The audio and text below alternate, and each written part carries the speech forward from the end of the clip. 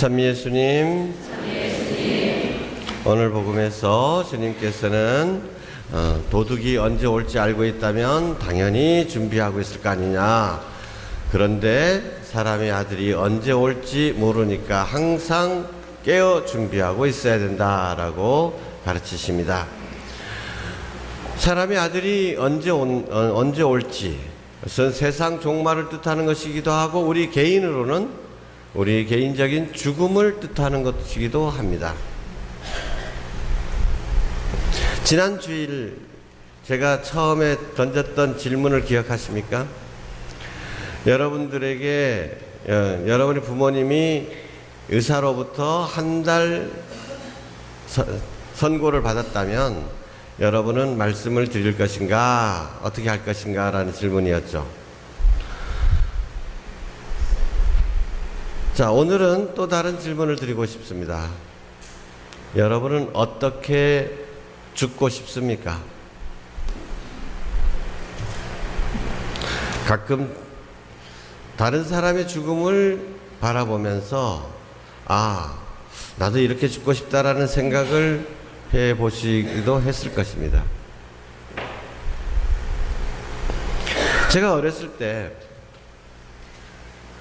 초등학교 시절이었는데 부모님이랑 저 동네 아줌마들이 모여가지고 이 말 저 말 하는데 제가 잠결에 어렴풋이 들었던 것 같아요. 다들 어른들이 혀를 차면서 아이고 사람이 경허당도 죽는 거로구나, 그렇게도 죽는 건가 보다, 이렇게 하는 것이죠. 이야기를 들어보니까 여기 오연단 길 있잖아요. 그 옛날에는 오연단 길이 중앙로보다 더 크고 더 중심 도로에 있습니다. 거기 마이크로 버스가 다니고 하던 길이었죠. 근데 거기가 경사가 심하잖아요. 그런데 옛날에는 또 통제라고 있었습니다. 통제 아나? 통제도 몰라. 아이고. 네. 제주도 전통 5개 화장실을 말합니다. 통제라는 게. 근데 이게 원래는 이 통제는 그랬죠. 처갓집이랑 통제는 멀어야 된다라고 하시거든요. 어떤 길 모퉁이에 그렇게 집 밖과는 떨어져 있었는데, 근데 오연 중학생이었던 거예요. 오연 중학교 학생이 거기서 볼일을 보고 있는데 트럭이 내려오다가 브레이크가 고장 나가지고 그냥 거기를 덮치고 말았습니다. 그래서 사람들이 혀를 차는 거죠. 아이고, 사람이 그렇게도 죽는구나. 저도 어렸을 때 그 얘기를 들으면서 어떤 똥누당 죽나 사람이, 죽으려도. 난 정말 그렇게 불명예스럽게 그렇게 개죽음 당하고 싶지 않다. 나는 죽어도 좀 죽을 때 죽더라도 좀 멋지게 죽고 싶다, 이런 생각을 어렸을 때부터 하게 됐습니다. 근데 대학교 들어와 가지고 은사 신부님을 떠나보내게 됐습니다. 이 신부님은 요즘은 대학 나오고 신학교 들어가는 분들이 많이 계시는데 옛날에는 게 참 드물었습니다. 근데 이분은 서울대를 나오신 분이셨어요. 그래가지고 늦게 신부가 되긴 했지만 정말로 훌륭한 분이셨습니다. 근데 이분이 교수로 있다가 그 다음에 잠깐 본당으로 나갔는데, 원래 수원교구였어요. 본당으로 나갔는데 본당 신부로 신자들하고 같이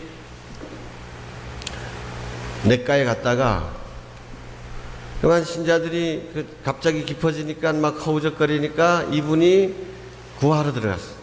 그러다 신자들은 다 구해내고 당신은 힘이 빠져서 그만 죽고 말았습니다. 근데 나중에 알고 보니까 이 신부님이 워낙 훌륭하신 분이기 때문에 그 전날 바티칸 교황 대사관으로부터 당신 이제 수원교구 교구장 주교가 된다라고 통보를 받은 상태였어요. 그러니까 신부님은 저때 그건 남한테 미리 얘기를 못하죠.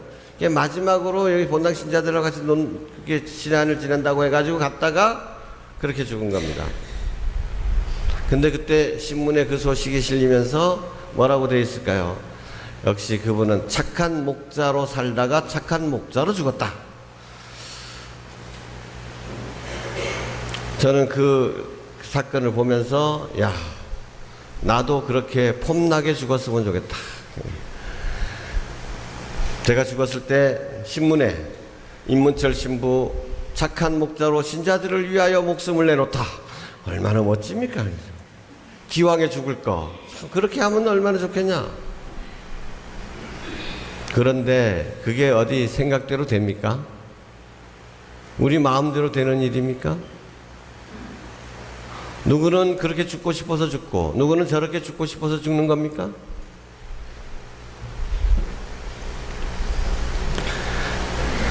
제가 신부 돼서 예비자 교리를 하는데 예화를 많이 찾아봤습니다. 그런데 제일 재미있는 예화가 하나가 있더라고요. 어떤 사람이 사냥을 나가서 그러다가 지쳐가지고 총을 어디다 나무에다 기대놓고 자기는 그늘에 들어가서 쉬고 있는데 그 서양에는 돼지가 애완동물입니다. 우리 돼지도 돼지하고 틀려요. 돼지 안고 막 뽀뽀하고 막 그럽니다. 들판에 놔서 키우고.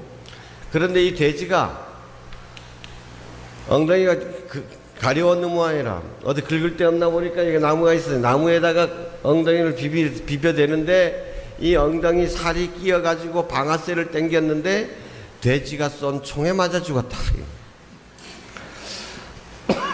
야, 사람이 그렇게 죽는 것도 하는구나. 그러다가 바로 해외 토픽이라고 옛날엔 신문에 그런 것이 많이 있었습니다. 토픽이 뭐가 나왔느냐 하면 어떤 수의사가 동물원에 이 코끼리가 변비가 걸렸답니다.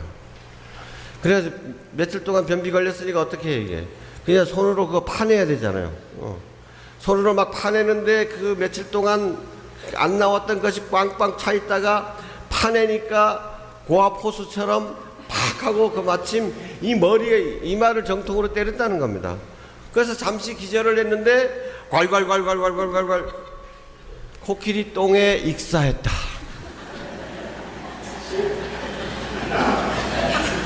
야, 사람이 죽지 않으면 이렇게도 죽는 거로구나. 근데 얼마 전에 참 가슴 아픈 얘기를 또 들었습니다.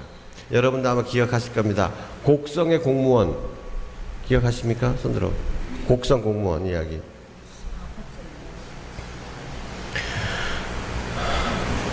곡성에 아주 전도가 유망한 정말 열심하고 재능이 있는 공무원이 있었습니다. 이 공무원이 곡성이라고 하는 영화가 만들어졌잖아요. 근데 이걸 역발상으로 해가지고 그 곡성을 오히려 관광지로 유인하게끔 거꾸로 이렇게 만들어가지고 정말 고생을 많이 하고 성공을 거뒀는데 밤늦게 야근하고 그래서 퇴근하다가 집에 다 와서 버스 정류장에서 내렸는데 그래서 애기 안고 뽀뽀해주고 이 아빠가 먼저 몇 미터 앞에 가고 부인이 애기 몇 살짜리 애기 손잡고 달아가는데 뭔가 위에서 쾅 하고 떨어진 겁니다. 자살하는 사람이요. 그 사람이 덮쳐가지고 그만 둘 다 죽고 말았죠. 애기와 그 마누라가 보는 앞에서요.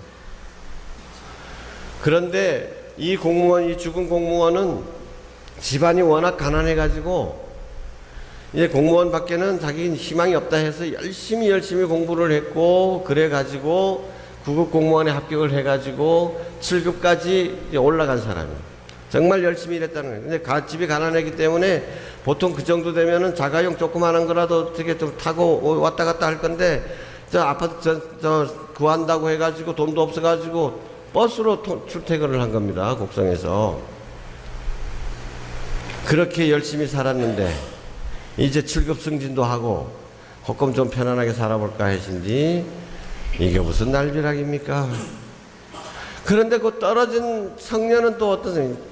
이거는 그거 공무원 시험을 몇 년 동안이나 봤는데 합격이 안 돼. 그래가지고 죽어라고 공부해도 안 되니까 더 이상 주변의 시선도 견딜 수가 없고 해가지고 아이고 죄송합니다. 나는 이 세상을 떠나겠습니다. 해가지고 떨어져 죽었는데 하필이면 지가 그렇게 되고 싶었던 공무원 위에 떨어질 건 또 뭡니까?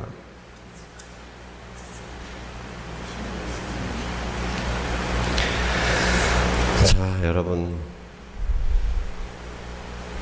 사람이 죽는다는 것은 나에게 달린 일이 아닙니다. 내가 노력해서 한순간이라도 더 연장할 수 있을까요? 거꾸로 내가 어떻게 이 세상에 태어나게 됐는가를 생각해 보면 분명해집니다. 내가 대한민국에 태어나고 싶어서 대한민국에 태어났습니까? 누구는 북한에 태어나고 싶어서 북한에 태어납니까?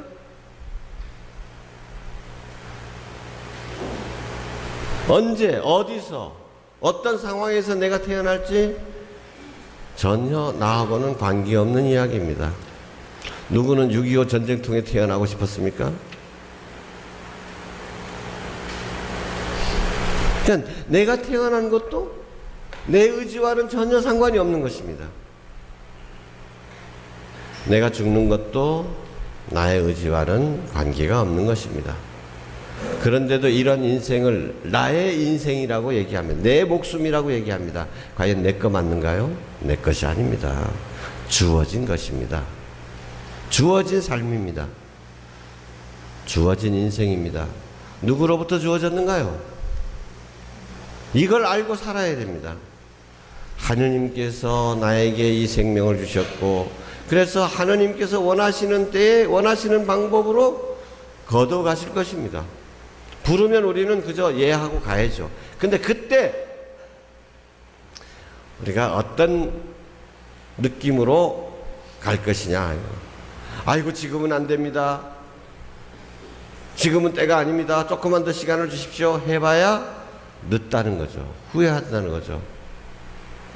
그래서 오늘 주님께서는 준비하라고 하십니다. 준비하라. 언제 어떻게 우리를 데려가실지 모르니까 준비해야 된다. 근데 어떻게 준비해야 되겠습니까? 예수님의 가르침대로 살다가 가야 된다는 것이죠. 예수님의 가르침이 무엇입니까? 한마디로 얘기하면 자기 자신만을 위해서 살지 말고 그래도 이웃을 배려하고 이웃을 위해서 뭔가 행하도록 하면서 살아라는 것입니다.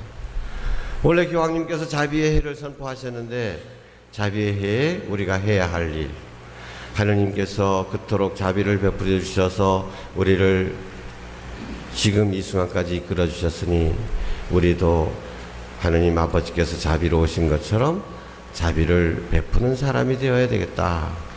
조금이라도 자비를 베풀면서 살아가자.